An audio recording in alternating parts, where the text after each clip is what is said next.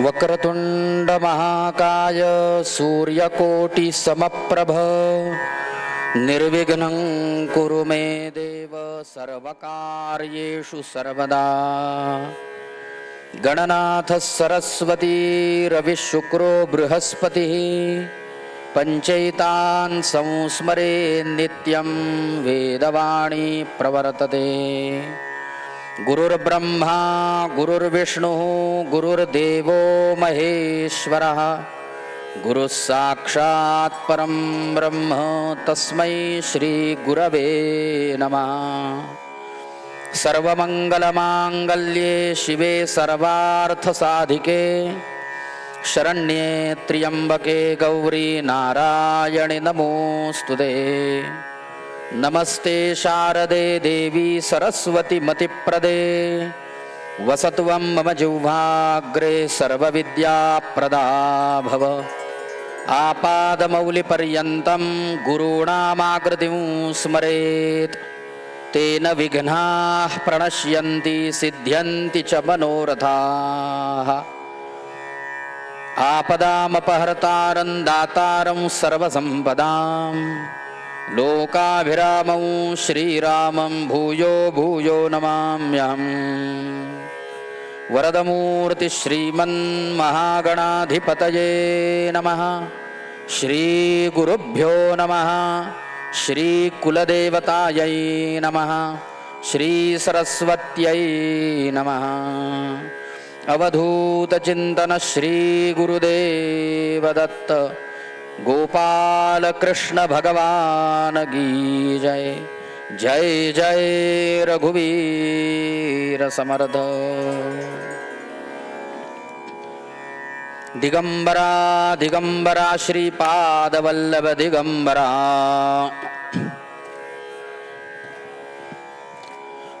दिगंबरा दिगंबरा श्रीपादवल्लभ दिगंबरा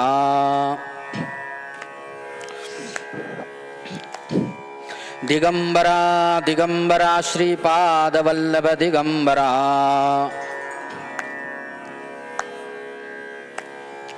दिगंबरा दिगंबरा श्रीपादवल्लभ दिगंबरा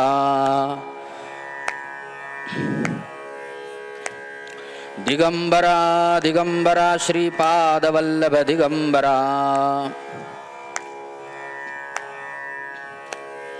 दिगंबरा दिगंबरा श्रीपादवल्लभ दिगंबरा दिगंबरा दिगंबरा श्रीपादवल्लभ दिगंबरा अवधूत चिंतन श्री गुरुदेवदत्त। वंशी विभूषितकरान्नवनीरदाभात् पीताम्बरादरुणबिम्बफलाधरोष्ठात् पूर्णेन्दुसुन्दरमुखादरविन्दनेत्रात् कृष्णात् परं किमपि तत्त्वमहं न जाने। नमोऽस्तु ते व्यासविशालबुद्धे फुल्लारविन्दायतपत्रनेत्र येन त्वया भारततैलपूर्णः प्रज्वालितो ज्ञानमयः प्रदीपः। यं प्रव्रजन्तमनुपेतमपेतकृत्यं द्वैपायनो विरहकातर आजुहाव। पुत्रेति तन्मयतया तरवोऽभिनेदुः तं सर्वभूतहृदयं मुनिमानतोऽस्मि। योऽन्तः प्रविश्य मम वाचमिमां प्रसुप्तां सञ्जीवयत्यखिलशक्तिधरस्वधाम्ना। अन्यांश्च हस्तचरणश्रवणत्वगादीन् प्राणान्नमो भगवते पुरुषाय तुभ्यं। मूकं करोति वाचालं पङ्गुल्लङ्घयते गिरिं यत्कृपातमहं वन्दे परमानन्दमाधवम्। महर्षि वेदव्यास भगवान की जय, श्री शुकाचार्य महाराज की जय, महर्षि नारद महाराज की जय, जय जय रघुवीर समर्थ गोपाल कृष्ण भगवान की जय, अवधूत चिंतन श्री गुरुदेव दत्त।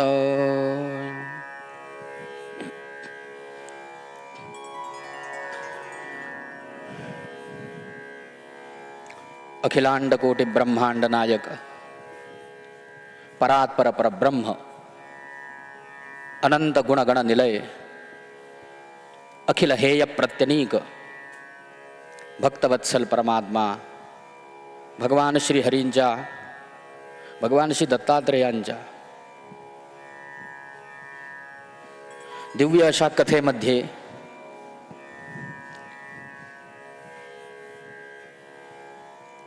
कथा श्रवणाने आपल्या जीवनाची इतिकर्तव्यता साधण्याकरिता समुपस्थित आबालवृद्ध कथाप्रेमी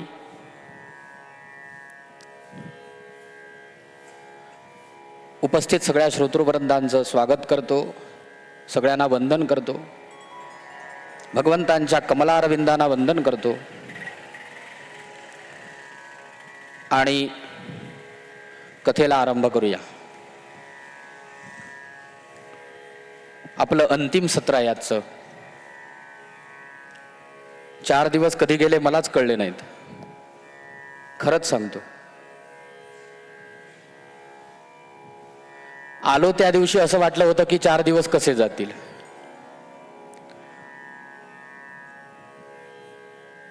पण साखरप्यातली लोक खूप प्रेम करणारी आहेत।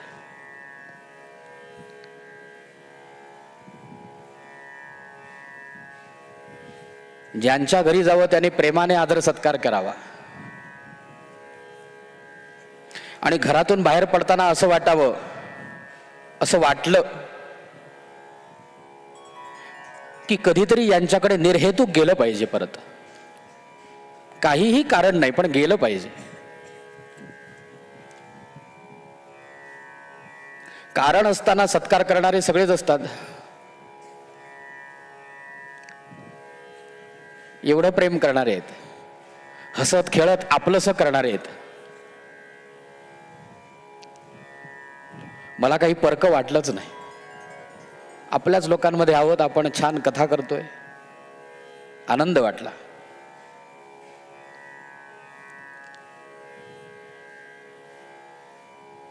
पण कालगतीला आपण थांबवू शकत नाही।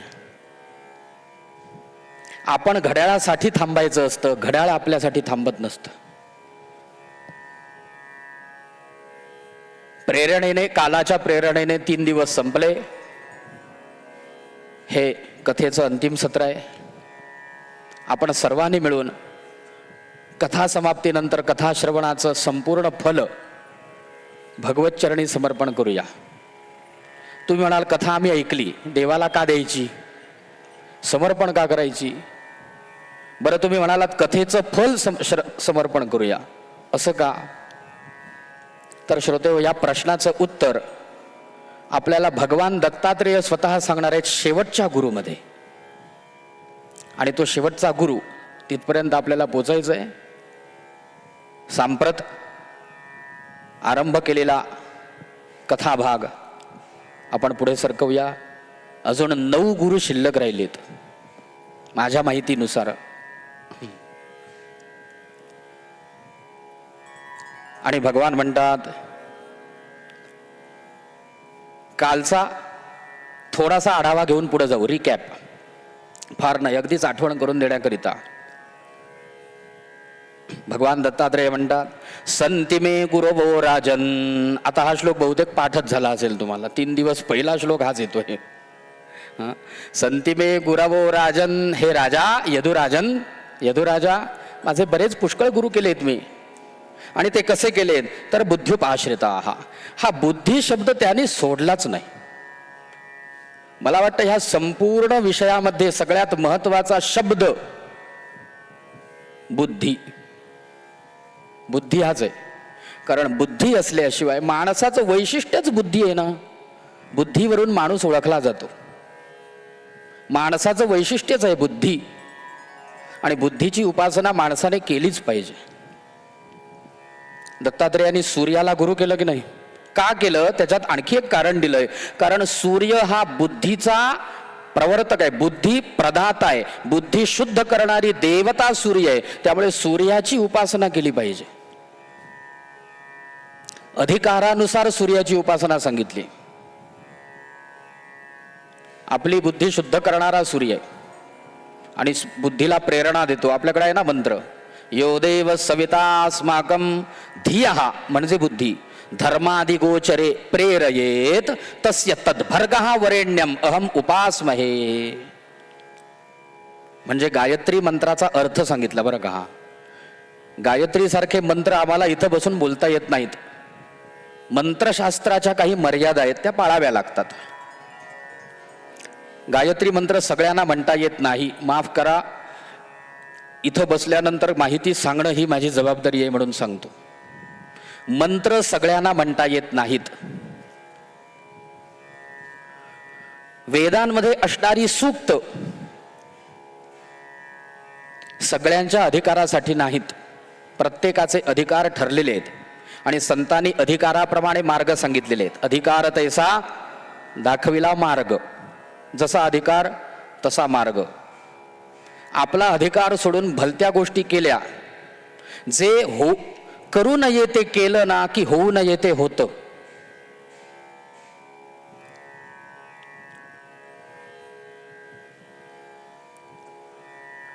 सहज जाता जाता एक संकेत सांगून जातो. मागच्या वेळेस एक अशीच भेटायला छोटी मुलगी आली होती आणि त्या मुलीला नाकाच्या खाली इथे ओठावर जशी पुरुषांना मिशी असते ना, तशी तिला जाड लव होती. हो, खरं सांगतोय. असते की नाही बघा. कर्मविपाकाचे सिद्धांत आहेत बरं काय, मी माझ्या पदरचं काही सांगत नाही. काही लोकांना असते इथे, स्त्रियांना मिशीसारखी लव असते आणि ती मग छान चांगली दिसत नाही हो. मग पार्लरवाल्यांचं पोट भरतं. ती मला विचारायला आली की हे असं का माझ्या बाबतीत, हे माझ्या बाबतीत असं का? मी म्हटलं तू चौकशी कर कोणाकडे तरी, जाणकार लोकांकडे जा. पण मला वाटतं ते मी सांगतोय, तुला ऐकून घ्यायची इच्छा असेल तर सांगणार. नाही, सांगा म्हणाले. मी म्हटलं सांगतो, ऐक. तू होऊ नये ते, जे करू नये ते केलेलं आहेस म्हणून होऊ नये ते झालेलं आहे. म्हणजे काय तर अधिकार नसताना वेदातील मंत्र म्हटले की स्त्रियांमध्ये पुरुषत्वाची लक्षणं दिसू लागतात. हे त्याचं उत्तर आहे. आज ना काल कुठच्या तरी जन्मात तू हे केलेलं आहेस. मग आता याला प्रायश्चित्त काय? मी म्हटलं तू सद्गुरूंना शरण जा आणि त्यांनाच प्रायश्चित्त विचार. सद्गुरूसी शरण जाय तेणे ब्रह्मप्राप्ती होय. रागवू नका. सांगण्याचा उद्देश एवढाच आहे की आपल्या अधिकारानुसार कर्म करावं. उगाच गायत्री मंत्र आहे म्हणून कॅसेट लावून ऐकायचा तो मंत्र नाही. सूर्योपासना सगळ्यांनी करावी. स्त्रियांकरिता सूर्याची उपासना सांगितलेली आहे. कधी? श्रावणातल्या रविवारी, आदित्यवार म्हणतात त्याला, आदित्यवार, आणि त्याचं व्रत दिलेलं आहे. आणि तुमच्याकरिता सांगतो, स्त्रियांनी सूर्याची उपासना मौनाने करायची. ते मौन व्रत आहे. असेल कोणाकडे तरी, आदित्यवारचं व्रत करतात का श्रावणात? काय म्हणतात त्याला ते? ते स्त्रियांनी करायचंय बरं का. तुम्ही का हसलात? पुरुषच करतात असं म्हणून. व्रत आहेत. त्याचा परिणाम काय होतो तर हृदरोग विनाश होतो. हृदरोग म्हणजे हृदय रोगाचा विनाश होतोय असं त्याचं. बघा, मौनाने फक्त त्या आदित्य राणूबाईचं पूजन करायचं, त्यांना पत्री पुष्प वाहायची, नैवेद्य दाखवायचा आणि संध्याकाळी सूर्य मावळण्याच्या पूर्वी त्यांचं विसर्जन करायचं. असं श्रावणात 4 दिवस मौनाने करायचं व्रत आहे. तर त्याचा परिणाम काय सांगितलाय बघा, हृदरोगाचा विनाश होतो. आपल्याला पटत नाही हो. पुरुषांकरिता व्रत सांगितलंय. पुरुषांनी आदित्याची उपासना दररोज करावी हे पुरुषांना दररोज सांगितलंय. आणि त्यात सूर्योपासनेमध्ये सूर्यनमस्कार आहेतच आहेत. शिवाय गायत्री मंत्राचा जप आहे, तो सुद्धा ज्याचा जसा अधिकार असेल त्याप्रमाणे, बरं का. त्याकरिता उपनयन नावाचा संस्कार झालेला असला पाहिजे. जे अनुपनीत आहेत त्यांच्याकरिता वेगळी उपासना आहे. सांगण्याचा उद्देश एवढाच आहे की तो बुद्धीला प्रेरणा देणार आहे, म्हणून दत्तात्रेयांनी त्याला गुरु केला. तो माझा गुरु आहे. सूर्याला आणखी एका कारणाने गुरु केलंय. श्रोतेव लक्षात घ्या, सूर्य हा बुद्धिदाता आहे आणि सूर्य हा ज्ञान देणारी देवता आहे. ज्ञान देतो. कोणाला दिलं होतं? परवा मी सहज जाता जाता बोलून गेलो. आज कथा सांगतो, अगदी थोडक्यात आहे, छोटी कथा, विस्ताराने पण इथे थोडक्यात सांगतो. काय झालं होतं, मागच्या वेळी एकदा रामायण केलं, त्यामुळे रामायणाचा अभ्यास बराच झाला. तुम्ही आज ऐकले असतील, भागवत आणि रामायणातलेच दृष्टांत मी फार जास्त दिले. पण रामायण खूपच आवडलं मला. इथे असं भावलं, कारण ते आपलं वाटलं. राम माणूस आहे ना, तो मनुष्य रूपाने उतरले ना, जवळचे वाटले. राम हे धर्ममूर्ती आहेत आणि भगवान कृष्ण प्रेममूर्ती आहेत.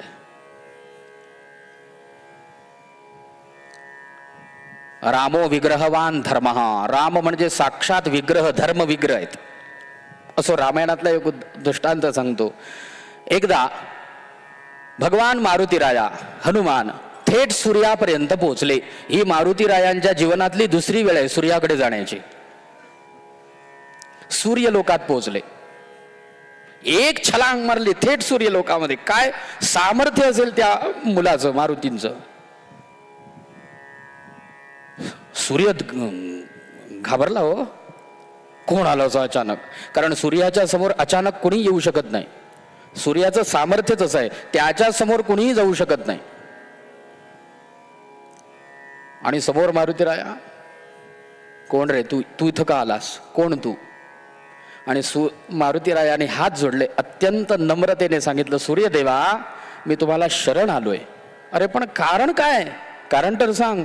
नाही सूर्यदेवा, शरण आलोय,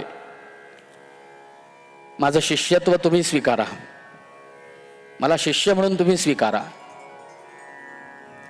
मला ज्ञान द्या, मला काहीतरी शिकवा, माझ्या बुद्धीमध्ये प्रकाश टाका. मारुतीराया बुद्धिमताम वरिष्ठम असं आपण त्यांचं जे वर्णन करतो त्याचं कारण त्याने सूर्याचं शिष्यत्व पत्करलं म्हणून लक्षात घ्या. बुद्धिमताम वरिष्ठम अतुलित बलधामा. आणि सूर्यदेवाने पाहिलं, तुला कुठेतरी पाहिल्यासारखं वाटतंय म्हणाले. मारुतीरायाने सांगितलं, हो तुम्ही सगळे जग बघत असता, तुमचं नावच आहे जगतचक्षु, हे सूर्याचं नाव आहे. जगतचक्षु, जगताचे डोळे तुम्ही आहात आणि सहस्र नयन, आणि तुम्ही सगळं जग बघताय. त्याच्यात मी नाही, पण तुला कुठेतरी विशेष बघितल्यासारखं वाटतंय. कुठं बरं? मारुतीरायाने सांगितलं, ओ जन्माला आल्यानंतर गिळण्याकरिता मीच आलो होतो. सूर्यदेव भगवान विचार करतात, अरे वा, त्यावेळेस गिळण्याकरिता आला होतास, आता शरण आलायस. नको रे बाबा, तुझ्यासारखा शिष्य नको. का? कारण माझ्याकडून काही वाकडं झालं आणि गिळलंच तर. त्यावेळी लहान होतास, आता थोडा मोठा झालाय, गिळलं तर काय? नको म्हणाले, जा जा. नाही हो, आता नाही असं करणार. आणि मारुतीरायाने अत्यंत बालभावानाने सांगितलं की देवा, त्यावेळेस मी लहान होतो, काही कळत नव्हतं, हूड होतो, आता नाही तसं करणार. खरंच सांगतो, वचन देतो, आता मी तुमच्याकडे अत्यंत प्रामाणिकपणे, प्रांजळपणे शिष्य म्हणून आलेलो आहे. मला काहीतरी ज्ञान द्या. काय शिकवू? काहीही शिकवा, पण माझ्या बुद्धीमध्ये प्रकाश पडला पाहिजे, माझी वाणी शुद्ध झाली पाहिजे. ठीक आहे म्हणाले. आता याला नाकारायचंय, हा मारुती शिष्य म्हणून नकोय त्यांना. नाकारण्याचे बरेच प्रकार असतात की नाही. समजा कोणाला तरी सांगितलं, यांना सांगितलं, मला 5 लाख रुपये द्या. आता त्यांनी जर मला नाकारायचं ठरवलं तर ते काय करतील? त्यांच्या भात्यात शस्त्र आहेच हो. पत्नीला विचारून सांगतो, बरोबर आहे ना? शस्त्र ते त्यासाठीच दिलंय. ते समोरच्या व्यक्तीने समजून जावं हा नाकारतोय. दुसऱ्या दिवशी समजा जाऊन विचारलं, काय विचारलात का? नाही, मूड नव्हता, उद्या विचारेन. नाकारतोय असं समजावं. सूर्य भगवंतानी या मारुतीला नाकारायचं ठरवलं. आता नाकारायचं कसं? तर सूर्याने सांगितलं, मैं तो चलता फिरता गुरु हूं. मी इकडून तिकडे फिरणारा गुरु आहे आणि गुरु स्थिर असला पाहिजे. मी तर फिरणारा गुरु आहे, मी तुला शिकवणार कसं? मारुती राया लगेच म्हणाले, अतुलित बलधाम. आणि काय बुद्धिमत्ता वरिष्ठ, बुद्धी असल्याशिवाय गेलेत का तिथे? सूर्याकडे घेत जायचंय. मारुती राया म्हणाले, मी सुद्धा चालता फिरता शिष्य होईन. चालता, अरे बापरे, आता पुन्हा नाकारायचं कसं? म्हणून सूर्य भगवंतानी मारुतींना पुन्हा सांगितलं की मी समोर चालतो. जर तू माझ्या मागोमाग चालत शिकत आलास तर माझी पाठ तुला नित्य निरंतर होईल. आणि गुरुची पाठ शिष्याकडे कधी असू नये. माझी पाठ तुझ्याकडे होईल. आणि जर तू माझ्या पुढे चालायला लागलास तर तुझी पाठ माझ्याकडे होईल. कळलं का काही? त्यामुळे आपलं हे काही गुरु शिष्याचं नातं जुळणार नाही. बाबा तू चांगला दुसरा गुरु कर. जा चंद्राकडे जा, वाटल्यास चंद्राकडे जा. कसं जाणार हो? 15 दिवसातून 1 दिवस सुट्टी चंद्राला, अमावास्या. गुप्त कुठं फिरायला जातात कोणास ठाऊक. चंद्राचं वैशिष्ट्य माहिती आहे ना तुम्हाला? चंद्र पृथ्वीला पाठ दाखवत नाही. हे वैशिष्ट्य आहे चंद्राचं. चंद्र कसा फिरतो लक्षात घ्या. आणि हे संपूर्ण सृष्टीचक्र असं काही नियमात बांधलंय ना भगवंताने. ती पृथ्वी सूर्याभोवती फिरते 66,600 किलोमीटर. बरं, ती एकटी फिरत नाही, आपल्या बरोबर चंद्राला घेऊन फिरते. तो चंद्र पृथ्वी भोवती फिरता फिरता सूर्याभोवती फिरतोय. कसं ते असं काय जुळवलंय बाबा? एक पाऊल सुद्धा मागे थांबत नाही. जर थांबले तर कालगती कशी बदलेल लक्षात घ्या. काय परिवर्तन होईल? जा तिकडे चंद्राकडे जा गुरु म्हणून. त्यांना नाही, मला तुम्हालाच. मग याच्यावरती समाधान काय? आणि मारुती रायाने सांगितलं एक समाधान आहे. आणि गुरुजी तुम्ही आता हे स्वीकारा बरं का. एकच समाधान आहे, स्वीकारा. कोणतं समाधान? गुरुजी मी तुमच्या समोर चालेन, पण तुमच्या समोर तुमच्याकडे पुढा करून मागे उलटा चालत जाईन. तुमच्या समोर पुढा करून मी मागे उलटा चालत जाईन. लगेच सूर्यदेवाने विचारलं, अरे वा रे वा, गुरुच्या समोर शिष्य उलटा फिरायला लागला तर उपयोग काय? आणि मारुतीरायाने याही प्रश्नाला रामायण वाचा म्हणून काल मी एक वाक्य बोलून गेलो होतो. रामायण संवादात कळतं. संवाद रामायणातले सुंदर आहेत. रामायण संवादातून समजून घ्यावं. भागवतात प्रसंग आहेत. अरे ज्ञान देण्यापूर्वीच जर शिष्य हा गुरुच्या समोर उलटा फिरू लागला, उलटा फिरायला लागला तर उपयोग काय त्या ज्ञानाचा, त्या गुरु शिष्य परंपरेचा, त्या गुरु शिष्यत्वाचा काही उपयोग आहे का? गुरु समोर शिष्याने उलट फिरायचं असतं का? उलट चालायचं असतं का? म्हणजे उलट वागायचं असतं का? असा त्याचा अर्थ आहे. समजून घ्या. आणि मारुतीरायाने लगेच उत्तर दिलं, गुरुजी ज्ञान प्राप्त झाल्यानंतर, गुरु मिळाल्यानंतर जर शिष्य तसाच चालत राहिला तर उपयोग काय? तो उलटा झालाच पाहिजे. म्हणजे ज्ञानप्राप्तीनंतर आपला पूर्वीचा वागण्याचा भाग त्याने सोडून त्याच्या वागण्यात सुधारणा झाली पाहिजे ना.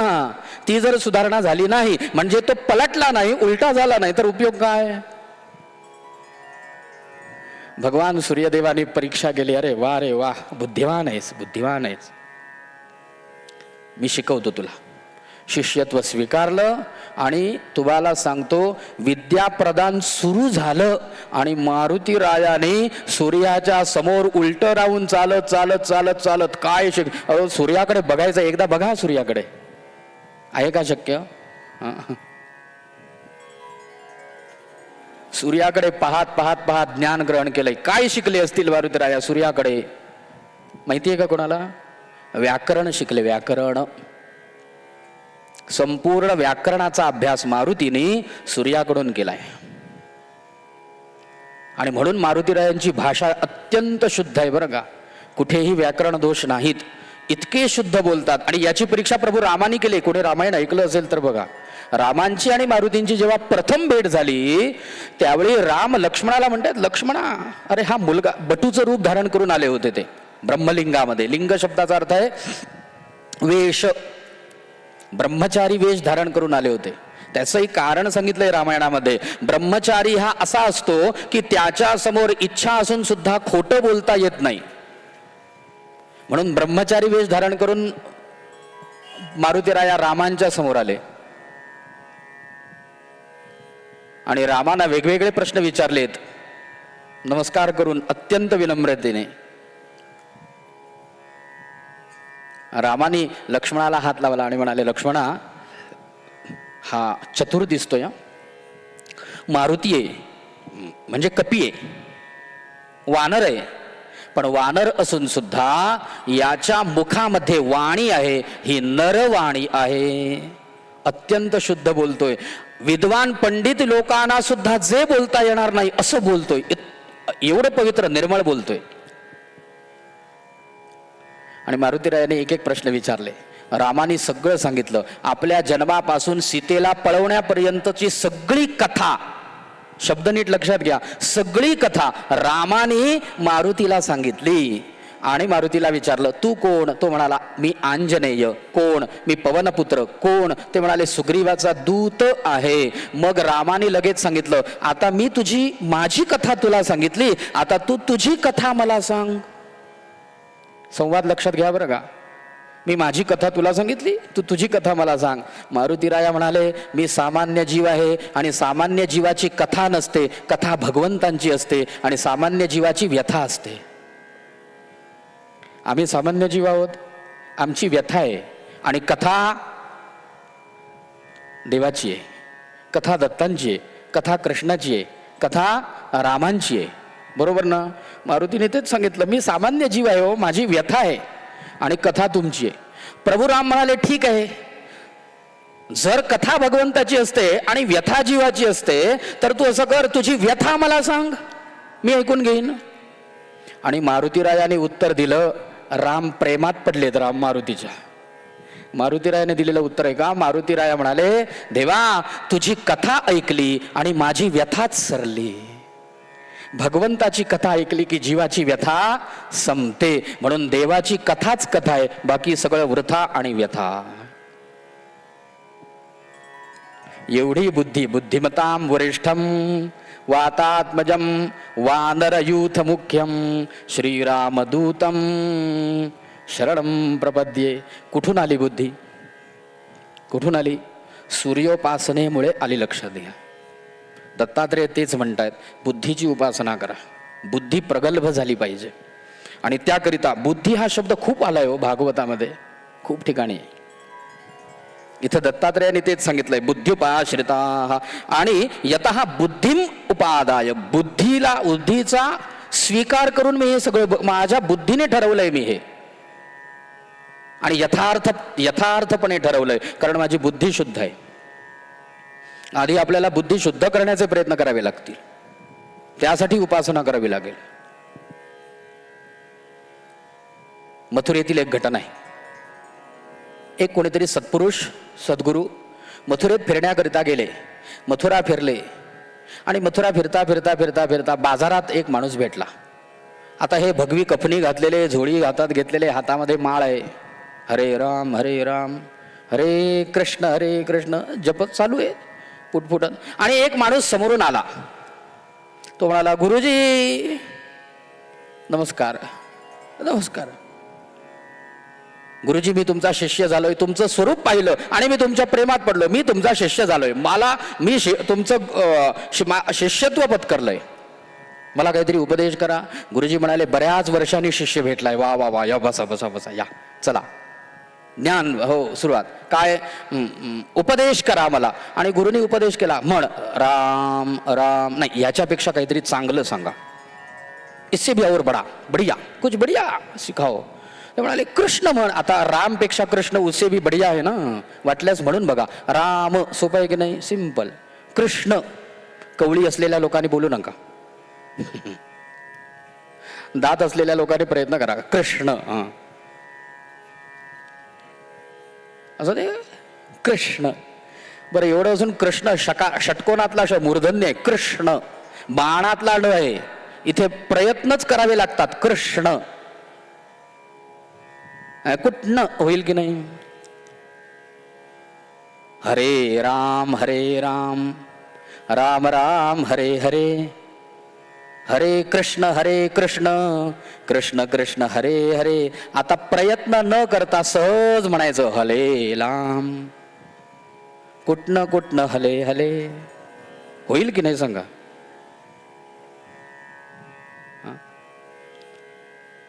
ते म्हणाले इससे भी बढ़िया क्या, कृष्ण म्हण. कृष्ण कृष्ण कृष्ण नहीं नहीं नहीं, उससे भी बढ़िया कुछ उपदेश करो. ते म्हणाले मग काय, रामायण पढो. रामायण उससे भी बढ़िया कुछ सुनाओ. आता काय म्हणाले भागवत पढो. भागवत उससे भी बढ़िया. मग म्हणाले भगवत गीता. हाँ ये तो कुछ बात है, भगवत गीता पढ़ाएंगे. चलो आता काय, आज पहिलाच दिवस आहे, मी तुम्हाला भगवद्गीतेचं महात्म्य सांगतो म्हणाले. ते गुरु सांगतायत मी तुला भगवद्गीतेचं महात्म्य सांगतो. आता भगवद्गीतेच्या महात्म्यामध्ये पहिला श्लोक येतो. कोणता? सर्वोपनिषदो गावो दोग्धा गोपाल नंदन. हा कोणी वाचलं असेल तर बघा, भगवद्गीतेचं पहिल्याच पानावरती आलाय हा श्लोक. महात्म्य म्हणून दिलेला आहे तिथं आहे. त्यासाठी गीता उघडली पाहिजे, नाहीतर गीता जशी आहे तशी. कधीतरी कपाट उघडलं पाहिजे. उदाहरणं बरीच आठवत आहेत पण जरा मोह टाळतो. भगवद्गीता. आणि त्यांनी पहिला श्लोक सांगितला, सर्वोपनिषदो गावो दोग्धा गोपाल नंदन. सर्वोपनिषदो म्हणाले सर्वोपनिषदो गावो दोग्धा गोपाल नंदन. म्हटलं होय. आता याच्यावरचं व्याख्यान झालं. आधी वाक्याचा अर्थ सांगून ठेवतो सगळ्यांकरिता. सर्वोपनिषदो गावो याचा अर्थ असा आहे, सगळी जी उपनिषद आहेत, दशोपनिषद, उपनिषद, अष्टादश उपनिषद, 108 उपनिषद आहेत बरं का. उपनिषदांची संख्या बरीच आहे. ही सगळीच्या सगळी उपनिषद म्हणजे एक गाय आहे अशी कल्पना करा. सगळी उपनिषद म्हणजे एक गाय आहे अशी कल्पना करा. ह्या गायीचं दोहन करणारा जो दोग्धा म्हणजे दोहन करणारा तो भगवान कृष्ण आहेत. आणि या उपनिषद रूपी गायीचं दोहन करून म्हणजे दूध काढून भगवंतानी एक अमृत रस तयार केला, त्याचं नाव भगवद्गीता. म्हणजे भगवद्गीता ही सगळ्या उपनिषदांचं सार आहे असा अर्थ असणारा तो श्लोक आहे. पहिला महात्म्यामध्ये येणारा पहिला शब्द श्लोक. आता श्लोक लक्षात घ्या, आता अर्थ लक्षात घेऊ नका बरं का. बुद्धी सांगायची आहे ना, म्हणून श्लोक लक्षात घ्या. सर्वोपनिषदो गावो दोग्धा गोपाल नंदन. दोग्धा शब्द ऐकलाय का कधी? दोहन करणारा दोग्धा. दोग्धा गोपाल नंदन. 1 तास व्याख्यान झालं. गुरुजींनी त्याला, अरे कळतंय ना? हो सगळं कळतंय, सगळे शब्द शब्द शब्द सगळे सगळे कळतायत, सगळे कळतायत. सगळं कळलं. व्याख्यान संपल्यानंतर गुरुजींनी विचारलं, सगळं कळलं? अगदी कळलं. मग तुला काही शंका असतील तर विचार. तो म्हणाला, इतना बढ़िया पढ़ाया है, असं एवढं सुंदर तुम्ही शिकवलंय ना की तुम्ही शिकवावं मी ऐकावं, शंका उत्पन्नच होऊ नये. तुमच्यासारखा शिकवणारा असेल तर शंका कसली? अजिबात शंका नाही. तरी सुद्धा लोक मला विचारतील, लोकांसाठी तरी तुम्हाला काही शंका विचार काही असतील तर. आणि सगळं झाल्यानंतर तो म्हणाला, सगळं कळलं म्हणाले, पण एकाच शब्दाचा अर्थ कळला नाही. एकाच शब्दाचा तो जरा सांगाल का? तो आप जो बोल रहे थे ना, वो दोग्धा दोग्धा दोग्धा सब कुछ समझ गया, लेकिन दोगधा मधला दोगधा याच्यातला दोगधा काऊन? तुम्ही दोगधा दोगधा म्हणता, यातले दोगधा काऊन? गुरुजींनी मस्तकावर हात घेतला. एक म्हणाले तू आणि दुसरा दोगधा.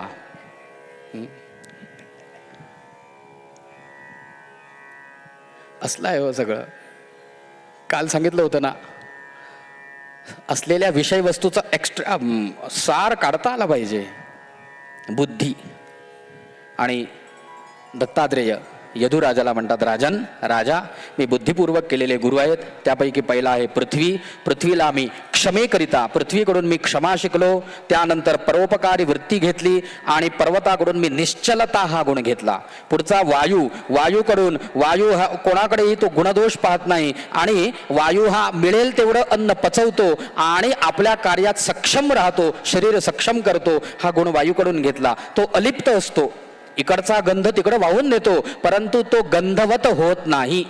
बघा, इकडचा वास तिकडे नेतो ना की नाही तो, पण वायूला गंध नसतो, तो अलिप्त आहे. अलिप्तपणा हा मी वायूकडून घेतला. आकाश. आकाश हे सर्वत्र विस्तृत, सर्वत्र पसरलेलं आहे, पण आकाश अलिप्त आहे आणि अमर्याद आहे. माणसाची भूमिका, मनोवृत्ती अमर्याद असावी, हा मी आकाशाकडून गुण घेतला. पाणी. पाणी अत्यंत नम्र असतं, नम्रता हा पाण्याचा गुणधर्म आहे. पाणी कोणालाही टाकत नाही, म्हणून समानता हा पाण्याचा गुणधर्म आहे. तिसरा गुणधर्म, वाटेमध्ये आलेला खड्डा पूर्ण करून पुढे जातं. माणसाने आलेल्या दिनदुबळ्यांची दुःख ओळखून समाधान करून पुढे जावं, हा गुण मी पाण्याकडून घेतला. पुढचा अग्नी सांगितलाय. अग्नीप्रमाणे प्रखर तेजस्वी असावं, अग्नीची उपासना करावी, कारण अग्नी हा वाहक आहे, म्हणून अग्नीची उपासना प्रखर आहे, तेजस्वी आहे. आणि अग्नीमध्ये दुर्बलता समजू नये. तसं एखादा मनुष्य साधा दिसला, सामान्य दिसला, म्हणून तो दुर्बल आहे असं समजू नये. त्याच्यात काहीतरी वेगळं स्किल, प्रत्येक जण युनिक आहे की नाही सांगा? प्रत्येकामध्ये काहीतरी वेगळं स्किल आहे की नाही? प्रत्येकामध्ये आहे, आपल्याला ओळखता येत नाहीये. प्रत्येकामध्ये काहीतरी वेगळं आहे. योजकच तत्र दुर्लभ, योजना करणारा दुर्लभ आहे. सूर्य. सूर्याकडून आता सांगितलं, सूर्य घेतो आणि कन्वर्ट करून देतो, बदल करून देतो. सूर्य हा जगतचक्षु आहे, जगताचा प्राण आहे. लोकांना दृष्टी देतो, मार्गदर्शन करतो, प्रकाश देतो. आपण आपल्या परी इतर लोकांना प्रकाश देण्याचा प्रयत्न करावा, त्यांची दुःख दूर करावी, सूर्याकडून शिकलो. पुढचा गुरु सांगितला कपोत. कपोत म्हणजे काल कथा सांगितली होती, नाहक आपला जीव व्यर्थ फुकट घालवू नये. परमेश्वराने आपल्याला जो देह दिलाय ना, हा देह हा क्षुद्र कामाय नेष्यते, दुष्ट वाईट कर्म करण्यासाठी नसून हा भगवत प्रणिधानाकरिता मिळालेला देह आहे. उगाच पत्नी, पुत्र, कलत्र, संसार याच्या मागे लागून आपलं जीवन फुकट घालवू नये. त्या कबुतराप्रमाणे, कबुतराकडून शिकलो. मायाजाळामध्ये गुंतू नये, कबुतराकडून शिकलो. त्यानंतर अजगर, समाधानी राहावं.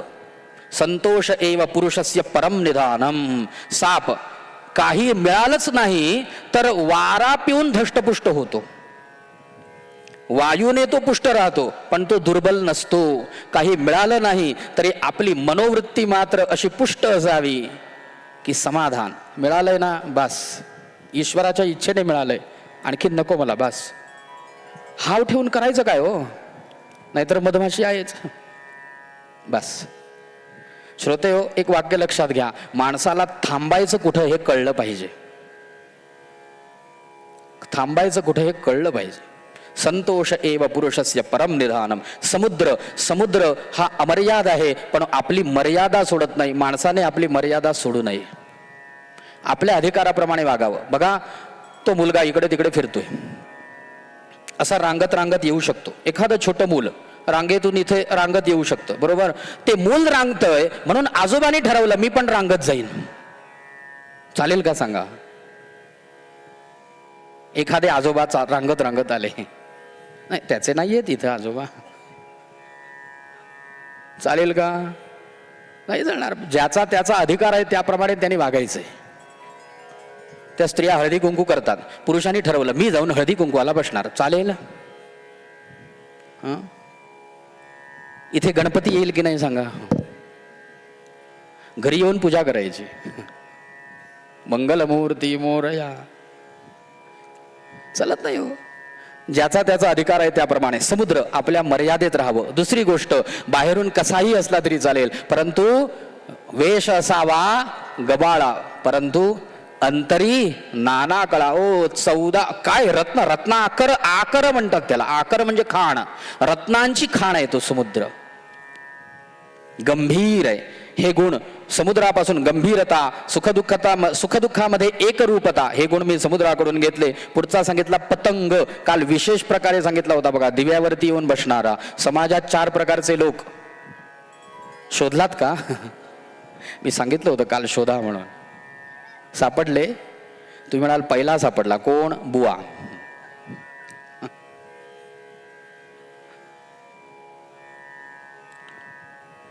पतंग कळलं. त्यानंतर भ्रमराकडून काय शिकलो? तर स्वप्न बघून आपली ताकद सामर्थ्य असताना उगाच व्यर्थ स्वप्न बघत बसू नये, आपल्या सामर्थ्याप्रमाणे कार्य करावं. तो भ्रमर स्वप्न बघत बसला, संपलं जीवन. पुढचा गुरु सांगितला मधुमक्षिका, मधमाशी अनेक कष्ट करते पण कष्ट साध्य असलेलं द्रव्य उपभोगत नाही, शेवटी ते व्यर्थ जातं. मक्षी. त्यानंतरचा पुढचा गुरु सांगितला हत्ती. इथं आली आहेत आपली गाडी. गज. इथून पुढे सुरू करू. हत्तीला गुरु केला. का बरं? आता हे निवृत्ती पथदर्शक गुरु आहेत, निवृत्ती सांगणारे गुरु आहेत. असं असं करू नये. हत्तीचं वैशिष्ट्य काय? हा जो गज आहे हा स्पर्श सुखाला अत्यंत लुब्ध असतो. हत्ती हा स्पर्श सुखाचा कामी आहे, त्याला स्पर्श सुख पाहिजे. हत्ती कसा पकडतात सांगतो तुम्हाला.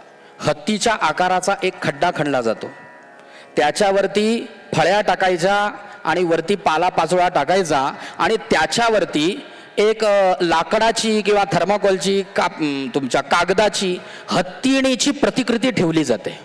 हत्तीणीची प्रतिकृती. हत्ती तो दूरवरून पाहतो आणि त्याला वाटतं की ही आपली स्त्री आहे आणि त्या स्त्रीच्या स्पर्श सुखाकरिता म्हणून लुब्ध होऊन तो पळत पळत पळत पळत येतो आणि त्या फळ्यांवरती पाय ठेवला की फळ्या मोडतात आणि खड्ड्यात पडतो. पायाखालची फळी सरकली की माणूस खड्ड्यात पडतो. आधार सरकला की खड्ड्यातच पडेल की नाही.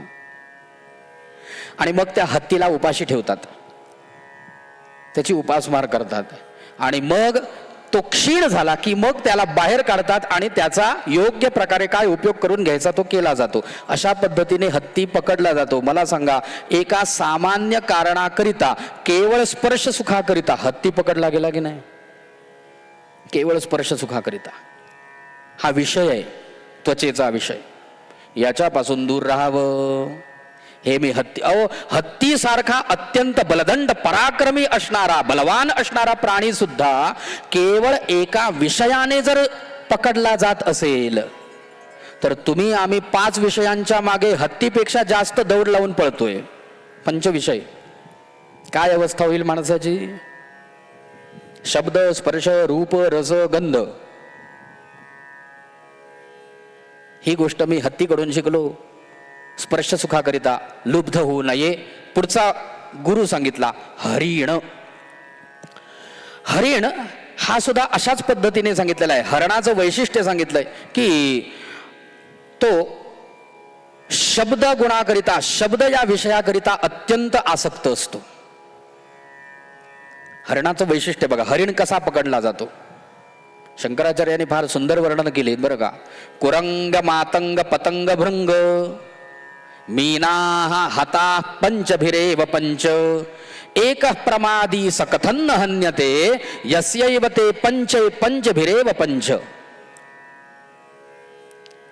मग अर्थ सांगतो श्लोकाचा पूर्ण व्याख्यान संपल्यानंतर. कुरंग, मातंग, पतंग. पतंगाचा बद्दल सांगितलंय मी. पतंग हा रूप नावाच्या विषयाकरिता लुब्ध होतो आणि दिव्यावरती दिव्याच्या रूपाकडे आसक्त होतो आणि आपलं जीवन संपवतो. पतंग. त्याप्रमाणे मातंग म्हणजे हत्ती, तो संपला. आता कुरंग म्हणजे हरिण. हरिणाला शब्दाची आसक्ती प्रचंड आहे. तो आसक्त होतो. एका राजाला शिकारीचं वेड होतं. त्याला मृगया असं म्हणतात. आणि मृगयेकरिता तो दररोज जायचा. शिकार करत असता जंगलातील प्राणी संपले पण याची शिकारीची आसक्ती संपेना.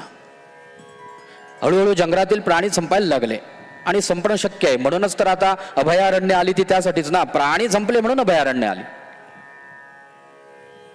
त्यांच्या रक्षणाकरिता. आणि राजाला शिकारीचं वेड. एक दिवस गेला, शिकार सापडली नाही, थकून आला. दुसऱ्या दिवशी गेला, पुन्हा शिकार सापडली नाही. असे 5-6 महिने गेले, राजाला शिकार सापडली नाही. राजाची मानसिकता कशी होईल कल्पना करा. त्याचं राज्यकारभारात लक्ष लागेना, जेवणा खाण्याकडे लक्ष लागेना, काहीच बघेना. केवळ शिकार मिळत नाही म्हणून अत्यंत व्यथित झाला, खिन्न झाला, मनोवृत्ती बदलली. आता या राजाला परत सन्मार्गावरती आणायचंय म्हणून अनेक मंत्र्यांनी प्रयत्न केले. उपाय काही झाला नाही. डॉक्टर झाले, हकीम, वैद्य सगळं झालं, काही उपाय झाला नाही. शेवटी एक विद्वान माणूस राज्यामध्ये आला आणि द्वारपालांनी अडवलं, कोण आहात आपण? तो म्हणाला, मी वीणा वादन पटू, वीणा वाजवण्यात मी पटू आहे, मला वीणा वाजवता येते. मग तुझं काय काम? मी असं ऐकलंय की महाराज आजारी आहेत, त्यांची मनोवृत्ती चांगली नाही असं मी ऐकलंय. अरे मग तू वीणावादक आहे, तू काय करणार आहेस तिथं जाऊन? एकदा प्रवेश द्या, काय करेन ते बघा. महाराजांना विचारून येतो. तो विचारून आला, प्रवेश मिळाला. प्रवेश मिळाल्यानंतर महाराजांनी विचारलं, काय करतोस? मी वीणावादनपटू आहे. इथं का आलास? तुमची मनोवृत्ती बदलण्याकरिता आलोय. म्हणजे तू वीणा वाजवणारा, मला शिकार मिळत नाही म्हणून माझी मनोवृत्ती बदलली आहे, तू काय करणार याच्यात? त्याने सांगितलं, महाराज तुमचे 6 महिने मला द्या आणि तुमची मनोवृत्ती बदलते की नाही बघा, तुम्हाला सुख समाधान मिळतं की नाही बघा, नाही शिकार मिळते की नाही बघा, तुमचे 6 महिने मला द्या. मग 6 महिन्यात काय करणार? मी तुम्हाला वीणा वाजवायला शिकवणार, त्यातून काय होईल बघा तर. आणि समजा माझी मनोवृत्ती बदलली नाही, मला शिकार मिळाली नाही, तर काय करू? त्याने सांगितलं, पहिली शिकार तुमची मी असेल. मग तर झालं, शिकारीचं समाधान मिळेल की नाही? माझी शिकार करा. आणि त्याने महाराजांना वीणा वादन शिकवलं. 6 महिने सुंदर वीणा वाजवायला शिकवले. असे वीणा वाजवायला लागले महाराज. हळूहळू बाकीच्या गोष्टी विसरायला लागले. वीणा वाजवण्यामध्ये असे पटू झाले, त्यात असा रंगला तो राजा. क्लास संपले आणि त्याने सांगितलं, आता काय करा? रथावरती आरूढ व्हा, धनुष्यबाण घ्या, बरोबर वीणा घ्या, जगामध्ये जायचं आणि करायचं काय? जाळं अडकवायचं, त्याच्यावरती पालापाचोळा घालायचा आणि बाजूला वीणा वाजवत बसायचं. अरे याने काय होणार? शिकार तुमच्या समोर येणार, वीणा बाजूला ठेवायची आणि शिकार करायची. बरं, याकरिता 6 महिने घेतलेच होय. आणि राजाने सांगितल्याप्रमाणे राजा वीणा घेऊन अरण्यामध्ये गेले, जाळं अडकवलं, त्यावरती पालापाचोळा घातला आणि वीणा वाजवत बसले. काय सुंदर वीणा वाजवले हो, अनेक राग. श्रोते हो, जंगलामध्ये अरण्यामध्ये असणारे जे हरिण होते, मृग, कुरंग, हे सगळे ध्वनी या विषयाकरिता अत्यंत आसक्त असतात. ते कान टवकारून बघू लागले, कुठून नाद, सुंदर नाद येतोय, कुठून येतोय, कुठून येतोय. आणि करता करता एक हरणाचं जोडपं त्या नादाच्या अनुरोधाने पुढं पुढं पुढं पुढं आलं. आणि त्या जोडपं एक नर एक नारी हरिण होते आणि त्या जाळ्यावरती आले. महाराजांनी लगेच विडा बाजूला ठेवली आणि त्यामध्ये असणारा जो नर हरिण होता त्याची शिकार केली. हरिण मेला, जाग्यावर पडला. आणि ती हरिणी होती ती विलाप करायला लागली, रडायला लागली, दुःख करू लागली, डोळ्यात पाणी आलं, लोळली, त्या हरणाचं शरीर चाटायला लागली. हे चित्र पाहिलं आणि राजा गहिवरला. राजा म्हणाला, अगं हरिणी, तुझ्या प्रियकराला मारलंय म्हणून तू इकडे दुःखी झाली आहेस का? होय म्हणाली, होय. मी आजपर्यंत असं बघितलंय की एक हरिण मारला की बाकीची हरणं पळून जातात. तुला माझी भीती नाही वाटली? माझी भीती नाही वाटली? नाही. का नाही वाटली? कारण मरण हे आज ना उद्या मला येणारच आहे. आणि राजाने हरिणीच्या मस्तकावर हात ठेवला आणि म्हणाला, तुझी शपथ घेऊन सांगतो, आजपासून मी शिकार करणार नाही, शिकार नाही करणार. ते हरिण बोलायला लागलं. वर्णन असं केलंय बरं का, आता ते का बोलायला लागलं आणि कसं बोलू लागलं असले फालतू प्रश्न विचारू नका. हां, एवढं तात्पर्य लक्षात घ्या. ते हरिण बोलायला लागलं आणि ते म्हणालं, महाराज असं करू नका, शिकार करायची नाही करा, शिकार करायची करा, हरणाची करायची बेलाशक करा, माझी करायची अगदी खुशाल करा, हरणाची करा कारण तो तुमचा धर्म आहे. पण महाराज माझी एक विनंती आहे. कोणती? तर हा जो हरिण मरून पडलाय ना, माझी एक विनंती आहे. कोणती विनंती? तर म्हणाले, शृंग बेचकर धन करो, याची शृंग विका आणि पैसा करा. शृंग बेचकर धन करो, मांस भुनकर खाओ, याचं मांस शिजवून खावा. पण पर इसके चमड़े के आसन पर बैठकर बीन बजाओ, याच्या आसनावरती, याच्या चांबड्याच्या आसनावर बसून वीणा वाजवा, एवढी माझी विनंती आहे. का? कारण आमचा हा नर होता ना, याला संगीत खूप प्रिय होतं, प्रचंड प्रिय होतं. आणि त्या एका संगीताने याचा घात केलाय, एका शब्द या विषयाच्या आसक्तीने याचा घात केलाय. सांगण्याचा उद्देश, त्या उदाहरण ज्यांनी रचलंय, हे दृष्टांत ज्यांनी दिला, त्यांचा उद्देश एवढाच आहे सांगण्याचा, की एका शब्द विषयाकडे आसक्त होऊन जीवन संपतं. म्हणून ज्याला साधना करायची आहे ना, त्याने शब्द स्पर्श रूप रसगंध यांच्याकडे अति आसक्त होऊ नये. हल्ली गाडीवरती प्रवास करताना टू व्हीलर चालवणारे असतात बघा, कानात tick tick tick tick tick tick tick tick tick tick. आता मग तिकडे वाजवतात ढिक टिक वरती. ऐकू नये असं म्हटलंय का त्याने? असं कुठेही म्हटलेलं नाही. पण त्याला काळ आणि वेळ ठरलेला आहे, काय ऐकावं हेही ठरलेलं आहे. याकरिता हरिण गुरु केला. का केला ते कळलं का? शब्द या विषयाकरिता अति आकृष्ट होऊ नये यासाठी हरिण हा गुरु केला. अतिशय आसक्ती. श्रोतेहो, ही वस्तुस्थिती आहे बरं का. सहज जाता जाता वेगळं उदाहरण देतो. अतिशय आसक्ती. आजकाल आपण एवढे आसक्त झालोय, एवढे आसक्त झालोय. कशात झालोय आसक्त सध्या सांगा? मी रेल्वेने प्रवास करत होतो एकदा. एक आई बसलेली होती, तिच्या बाजूला 2 मुलं रडत बसलेली होती. मी समोरच्या सीटवरती होतो.